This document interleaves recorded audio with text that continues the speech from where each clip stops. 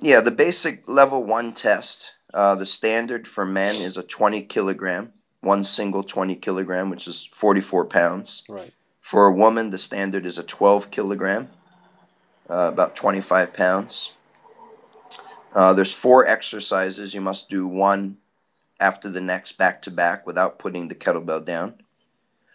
The first exercise is hand-to-hand swing, where at the top of the swing you release the kettlebell and catch it with the other hand. Sure. Okay, so each release counts as 1 rep. You must do 100 reps. Mm-hmm.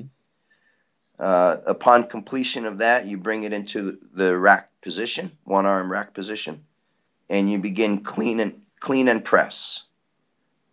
Clean and press is for 16 reps. It can be push press and it can be jerk. Okay. But you have to clean for every overhead. 16 reps, and it must be for two minutes. Okay. So you can pick whatever cadence. You have to do at least 8 reps per minute. If you do faster than that and finish early, you have to stay. Yeah. You either stay in rack position or you stay overhead. You have to stay in. You're not allowed. And then there's things you can't do. You can't hang. You can't let the kettlebell hang down below the pelvis. That's not acceptable. If your arm doesn't fully extend, that doesn't count. If your legs don't fully extend, that doesn't count. Your arm must stay against your body when you're in the rack position. You cannot rest the kettlebell on your shoulder. Okay, so there's standards there. Sure. So 2 minutes, 16 reps, change arms, same thing on the other side. 2 minutes and 16 reps. Third exercise, you switch hands and it's snatch, 1-arm snatch. 60 repetitions. You can change hands only 1 time. Okay, 30 each. So you can do 30-30, but you could also do 20-40 or 40-20 or 59-1 if you wanted to. Sure. The standard is 30-30, but sometimes you're having a bad day. You might need to change early. No problem. You just have to make it up on the other side. Right. On the other hand, you may be having a good day and don't feel like changing. That's okay too. But when you do change, you don't have to do as many reps. Right. Yeah. So it's 60 with 1 hand change only. The bicep has to clear the ear on every rep. Can't be a push. If it's a push, it's not a snatch, so that doesn't count. You can't hang down low. You can, if you're down low, you can change grips as long as you're swinging it. You can readjust your grip, throw it and catch it and readjust your grip. As long as it's moving down low, a few swings are allowed, 3 swings are allowed, but you can't hang. So that's the standard for snatch. And then last is squat, full range of motion, kettlebell in front of you. You can hold it goblet style with 2 hands, or you can hold it with 1-arm rack position. All the way down, hips must drop below the knees. Full extension as you stand up, full extension of the knees. So that's 2 minutes and 30 reps. So that's the level 1 test. Guys with 20 kilo, women with 12 kilo. It's not super high level, but I've never seen anyone just walk in and ace it either.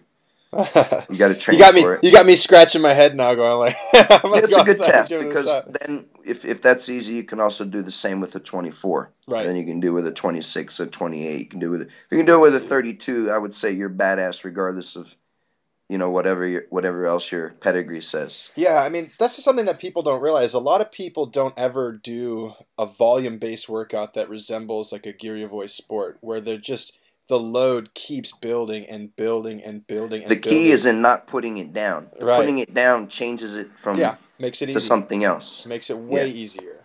Yeah. I tell the students, if you're supposed to be paid for 8 hours and you don't work 8 hours and your boss finds out, you're going to get fired, right? If we're doing a 6-minute set, it's a 6-minute set. Right.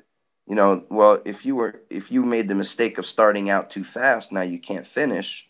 Okay, well, you need to realize that you started out too fast. You need to adjust the pace. That's how you learn. Sure. But if you just put it down because your mind is soft and you feel a little discomfort, well, you might, if you're not going to be willing to feel some discomfort, that's not really a good activity to pursue. Yeah. Use it for circuit training. Put a limit on how long you're going to touch it. But if you want to really, that's a part of it. You can't master a kettlebell if you don't study all facets. Yeah. You got to be able to study and Marathon facet is a part of kettlebell history also. You know, Yeah.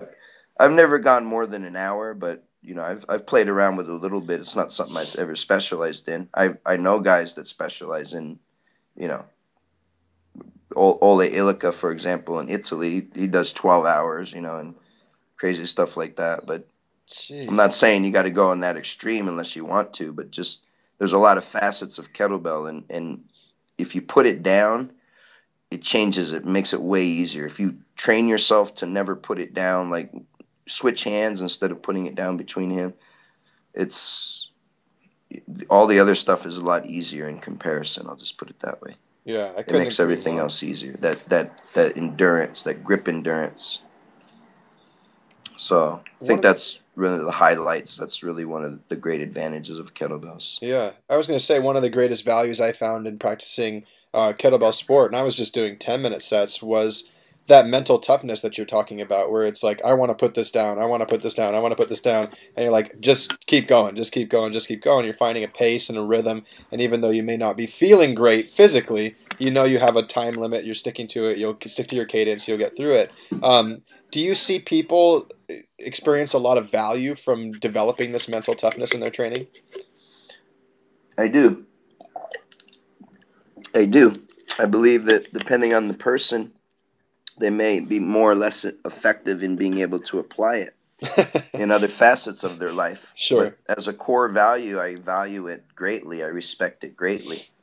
It's a certain character trait, and you know, in some cases, that person that can do it on the platform will bring it over into other facets of life and Sure. be a great leader, actually, because it's a leadership quality. In other cases, it'll be more, you know, just it won't go beyond that. It won't go beyond that. Sure. Maybe, you know, because obviously there's a lot of ego at high level sports as well in any sport.